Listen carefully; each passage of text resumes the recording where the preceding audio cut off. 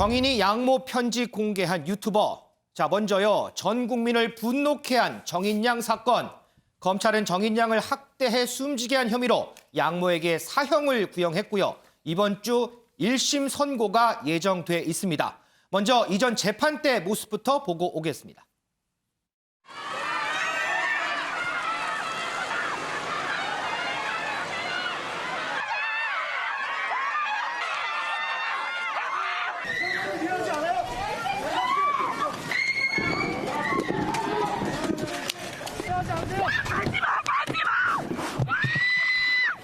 아니한테 미안하지 않나요? 잡아! 잡아!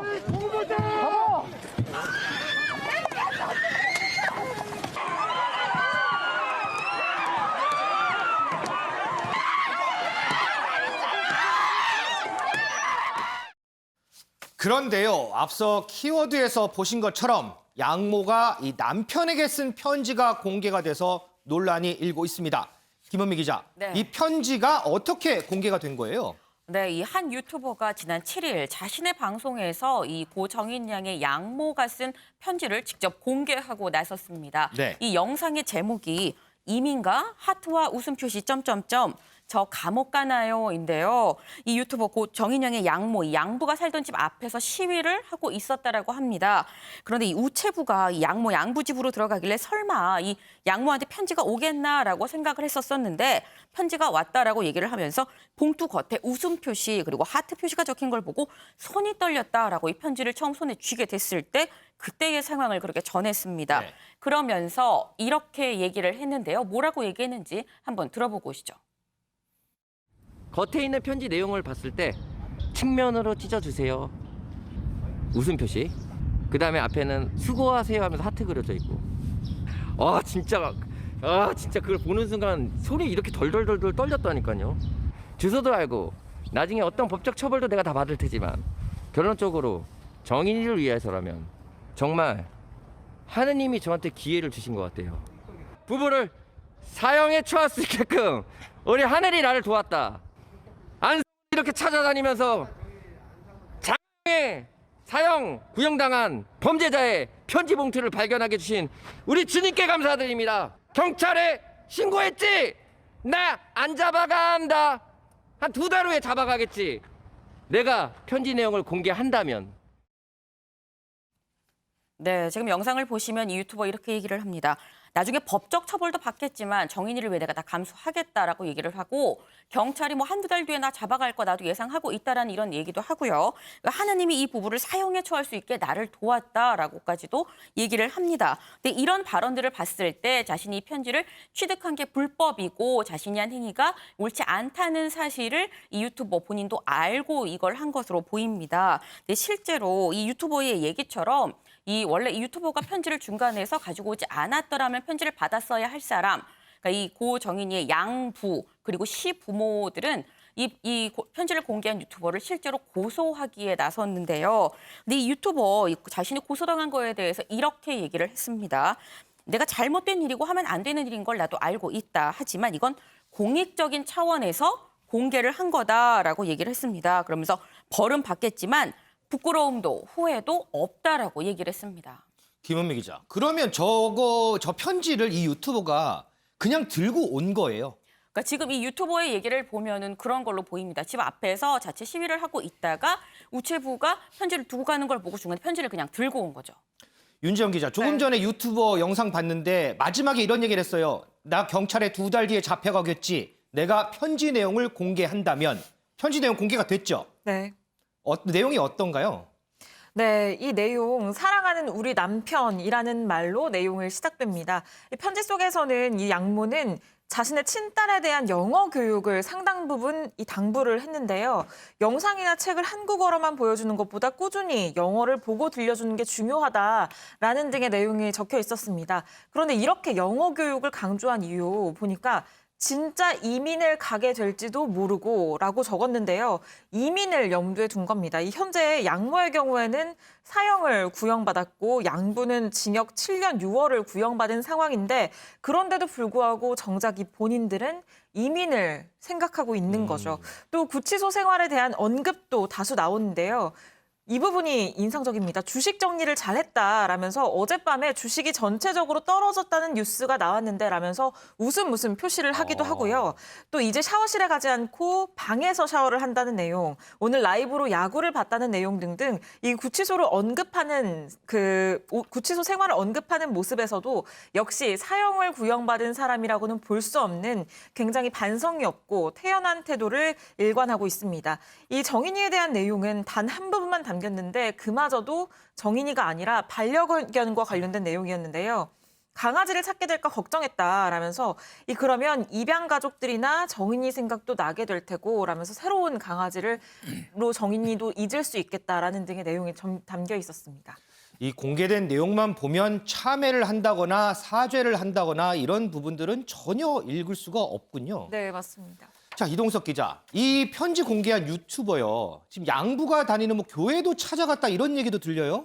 네, 그렇습니다. 이 유튜버 그야말로 광폭 행보를 보이고 있다고 말씀드릴 수 있을 것 같습니다. 양부가 다니는 교회 앞까지 찾아간 건데요. 시위를 하러 왔다는 등 교회를 향해 고성을 지르는 모습도 확인이 됐습니다. 또 해당 교회 앞에서 음식까지 시켜 먹는 모습을 보였는데요. 이 유튜버는 정인의 양모의 구치소 생활을 폭로하기도 했습니다. 제보자는요, 조금이라도 정인이를 위해 도움이 되고 싶어 인터뷰를 했다면서요. 정인이 양모는 울고 그래야 정상인데 성경책을 읽고 발랄한 모습을 보이고 있다고 설명했습니다. 글쎄요, 본인이 사건을 해결하겠다, 내가 사건 해결사다 이런 걸 자처를 한 걸까요? 김은미 기자, 네. 요즘에 이제 사건 사고 일어나면 이 유튜버처럼 내가 해결사다 이렇게 나서는 유튜버들 상당히 많다면서요? 네, 맞습니다. 내가 직접 정의를 구현하겠다라고 팔을 걷어붙이고 나선 사람들 상당히 많은데요. 이 대표적인 예가 저희도 방송에서 다뤘습니다만 조두순 출소 당시입니다. 이 조두순이 출소할 때 내가 직접 조두순을 응징하겠다라고 얘기를 하면서 정말 많은 유튜버들이 몰려서 정말 인산인해를 이뤘었는데, 근데 이 외에도 사실 뭐 최근에 있었던 어떤 택시기사 폭행 사건의 경우 이 할아버지 뻘 되는 택시기사를 그때 20대 청년이 정말 무자비하게 폭행을 했었던 이 사건, 이 한 유튜버가 이 20대 청년의 신상을 모자이크 없이 그대로 자신의 그 유튜브 방송에 공개를 하기도 했었습니다.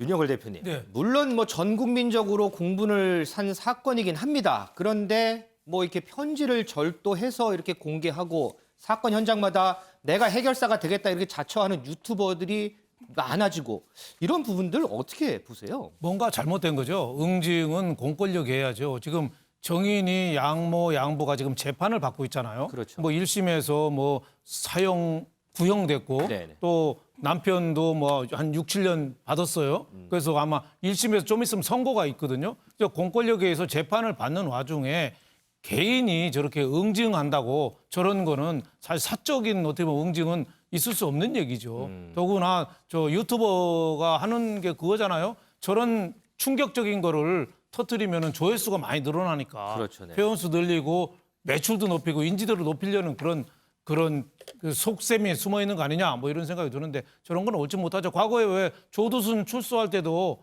그 경찰차에까지 올라타고 유튜버들이 몰려 들어가지고 그랬죠. 그때 수리비만 한 700만 원 나왔거든요. 저런 거는 뭐 저 절제돼야 마땅하다 이런 생각이 들어요. 아무리 큰 죄인이지만 개인의 인권이나 프라이버시, 개인이 보낸 편지 그건 보호받아야죠. 편지 내용을 보면 저도 화가 나죠. 네. 정인이에 대한 미안함 그런 마음은 하나도 없고 전혀 볼 수가 아이 없어요. 뭐 유학 보낼 얘기, 뭐 영어 공부, 집에 강아지 얘기, 뭐 주식 투자 얘기, 뭐 이런 얘기만 하잖아요. 네. 야 어떻게 사람이 저럴 수가 있나 화를 나긴 합니다만은 그것도 법은 법이고 개인의 감정은 감정인 거죠. 우리가 모두 화가 나지만 유튜버가 이렇게 오버하는 거는 이건 분명히 처벌을 받아야 된다 이렇게 생각해요.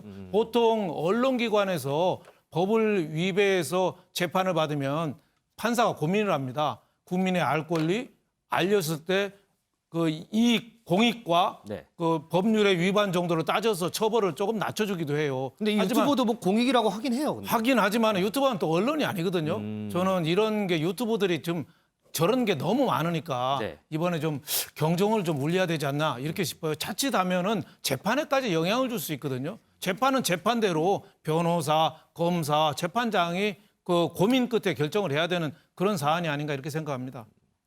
자, 또 비슷한 내용입니다. 또 많은 관심을 받는 사건이 있습니다. 바로 한강을 찾았다 숨진 채 발견된 고 손정민 씨 사건인데요. 그런데 윤지영 기자, 네. 지금 경찰 내부에서 이렇게 많은 관심을 받는 거에 대해서 뭐 얘기들이 나온다면서요? 네, 맞습니다. 불만 섞인 내용들도 퍼져 나오고 있습니다. 아, 불만이 있어요? 네, 한 경찰관이 지난 6일 익명 커뮤니티인 블라인드에 글을 올렸는데요. 여기에서 지금 온라인상에서 굉장히 많은 추론들이 나오고 있는 상황이잖아요. 그렇죠. 여기에 대해서 음모론을 퍼뜨리는 분들이라고 얘기를 하면서 이 의대생 한강 실종 같은 안타까운 사건들은 매일 몇 건씩 일어나는데 이 말도 안 되는 음모론을 퍼뜨릴수록 팀에 배당된 일회 사건들이 뒤로 계속 밀릴 것이라고 밝혔습니다. 그러니까 이 한 가지의 사건에 너무 몰두를 하다 보면 다른 사건들이 너무 처리가 늦어질 수 있다라는 점을 지적을 한 거고요. 또한 수사는 비공개가 원칙인데 언론에 노출이 됐다고 해서 국민에게 일일이 수사 진행 상황을 보고해야 하느냐라면서 지금 연일 공개되고 있는 수사 상황 이것에 대해서도 불만을 드러내기도 했고요. 또 다른 경찰관도 비슷한 내용을 글을 올렸습니다. 우리나라에 방구석 코난이 많다라는 비판을 내놓은 건데요. 방구석 코난이요? 네, 이 코난 알고 계시겠지만 일본의 굉장히 유명한 이 추리 만화 속의 명탐정 캐릭터인데 네. 이 온라인 등에서 사건 관련 추론들을 내놓는 사람들을 이 방구석 코난이다라고 지칭을 한 겁니다. 이 경찰에 따르면 현재 서초서의 강력팀 모든 팀들이 지금 이 고 손정민 씨 사망 사건에 투입이 된 상황입니다. 그럼에도 불구하고 이 온라인상에서는 이게 늦장 수사로 인해서 부실 수사가 됐다라는 평가들이 지금 많이 나오고 있는 상황인데 여기에 대해서 좀 경찰 내부에서의 불만 섞인 시선들도 만만치 않은 것 같습니다. 그런데 이동석 기자, 지금 이렇게 뭐 언론이라든지 이런 걸 통해서 이제 관심을 갖는 거는 좋아요. 그런데 실제 사건 현장을 가는 사람들도 있다면서요? 네, 그렇습니다. 한강 사건 현장에 일반인들의 방문이 계속해서 이어지고 있다는 겁니다. 강가로 내려가서요. 흙을 밟고 있는 한 할머니가 기자에 의해서 포착이 된 건데요.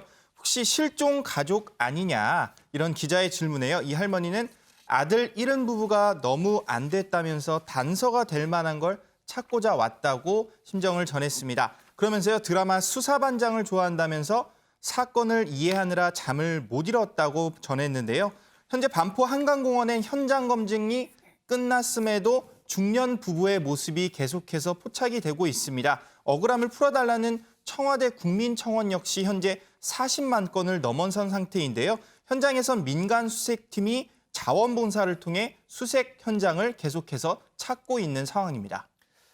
배종호 교수님, 앞서 이제 우리가 이제 정인양 사건도 다뤘고 지금 고 손정민 씨 사건도 지금 다루고 있는데 일각에서는 이렇게 많은 관심을 줘야 그래도 사건이 빨리 해결되고 철저하게 해결될 거 아니냐 이런 의견도 있어요. 근데 반대로 또 보면 이러한 과도한 관심이 수사에 상당히 부담이 된다라는 경찰 내부의 의견도 있고 또 일각의 의견도 있습니다. 이 부분에 대해서 어떻게 보세요? 네, 뭐든지 과유불급이라고 지나치면은 좀 좋지 않은 그런 역기능이 나올 수밖에 없는 상황인데 지금이 좀 그런 상황으로 흘러가고 있지 않나라는 좀 아쉬움이 있어요. 물론 이 사건 자체가 굉장히 미스테리한 그런 요소들이 많이 있지 않습니까? 네. 장래가 촉망되는 20대 초반의 의대생. 이 갑자기 친구하고 술을 먹다가 6일 뒤에 주검으로 발견이 됐거든요. 네. 그러면 이제 실족사인지 또는 타살인지 또는 뭐 자살인지 알 수가 없는 그런 오리무중의 사건 아니겠습니까? 네. 더구나 이제 같이 술을 먹었다는 친구가 왜 숨진 친구의 핸드폰을 갖고 있는지 그리고 왜 그날 신었던 신발을 또 없앴는지 이런 부분 때문에 부모 입장에서는 억장이 무너지고 도저히 믿어지지 않으니까 이 사건의 좀 진실을 실체를 정확하게 밝혀달라라고 경찰에 요구한 것은 당연한 것 같아요. 그러다 보니까 이제 이런 부분이 또 전 국민들에게까지 일종의 심리적 동조화 현상을 불러일으키고 있다라고 전문가들이 얘기를 하고 있어요. 네. 심리적 동조화 현상이라는 게 뭐냐면은 본인이 그 피해자의 아버지가 되는 거예요. 야, 우리 아들이 만약에 저러면 어떻게 될 것인가? 라고 그래서 이제 너나 할 것 없이 지나치게 관심을 갖다 보니까 오히려 경찰 수사를 방해하는 이제 그런 요소까지 나타나고 있는 이런 상황이에요. 여기에 그렇다면 이제 경찰은 문제가 없는가라는 부분도 한번 냉정하게 생각을 해봐야 될 것 같아요. 경찰 수사도 지금 큰 신뢰를 받지 못하고 있는 것 같아요. 늑장 수사 문제, 또 부실 수사 문제. 물론 이제 경찰 입장에서는 법에 의해서 사건의 진행 상황을 공개할 수가 없어요. 그렇지만은 유족의 입장을 충분히 감안해서 개인적으로 좀 불러서 설명을 한다든지 제한적인 좀 그런 정보는 제공할 필요가 있지 않나. 그리고 더 이상 불신이 없도록 최소한 나름대로 객관적으로 어느 정도 수사의 방향을 밝힐 필요 있지 않나 이런 생각도 좀 듭니다. 지금 배종호 교수 논평 중에 과유불급이라는 말이 상당히 중요한 것 같습니다. 사건 한 가지 더 보겠습니다. 이 프레스룸에서도 주목했던 사건이죠. 바로 인천에서 40대 남성이 이 노래주점을 찾았다가 20일 넘게 실종된 사건인데요. 이 남성의 행방 상당히 미스터리였습니다. 김은미 기자. 네. 그런데 결국 비극이었군요.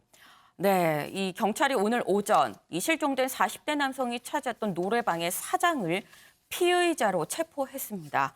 네, 단순 용의자가 아니라 이 피의자로 체포를 했다는 거, 이거는 경찰이 그만큼 확실한 정황을 확보를 했다라는 얘기인 건데, 네. 이 노래방 사장이 받고 있는 혐의를 보면 살인 및 사체 유기입니다. 그러니까 최소한 경찰은 이 실종된 40대가 노래방 사장에 의해서 숨졌고 또 시신이 어딘가에 버려졌다.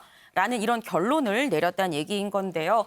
이 노래방 사장 사건 초기에 이런 얘기를 했었습니다. 새벽 2시가 조금 넘어서 이 술값을 계산하는 문제로 좀 실랑이가 있었다. 근데 실랑이를 벌이다가 나갔다라고 얘기를 했었거든요. 그러니까 이 뭐 술값 실랑이를 벌이다가 뭐 결국 뭐 살인에 이르는 거 아니냐라는 추측이 될 수 있는데, 이 현장 주변에 몇몇 상인들의 어떤 전원에 따르면 이 숨진 40대가 이 인근에 있는 다른 가게들, 그러니까 10시가 넘어서까지 영업을 하는 다른 가게들을 찾아서 아니 코로나라서 10시 영업 제한이 있는데 왜 넘어서까지 영업을 하십니까? 라고 얘기를 하면서 일종의 어떤 협박을 했었다라는 이 얘기들도 나오고 있습니다. 때문에 뭐 술과 뭐 영업시간 제한에 따른 어떤 실랑이가 뭐 단초가 된 거 아니냐라는 해석도 가능할 수 있을 것 같습니다.